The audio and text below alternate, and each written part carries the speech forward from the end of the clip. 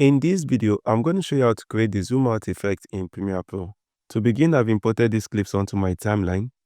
Now the first clip and the last clip are longer than 3 seconds, but every other clip over here are 3 seconds. If I select one, right click and hit speed and duration, you will notice that the duration is 3 seconds.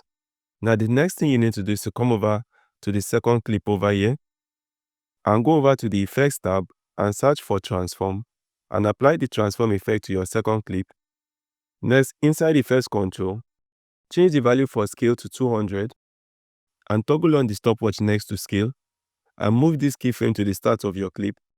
Next, change the value for scale to 100 and move this keyframe to the end of your clip. Select the first keyframe over here, right click and select ease in. Select the last keyframe over here, right click and select ease out. Change the shutter angle to 200. Now select this first clip, right click and select copy and select the remaining clips, right click and select paste attributes. And that's it guys on how to create this zoom out effect in Premiere Pro.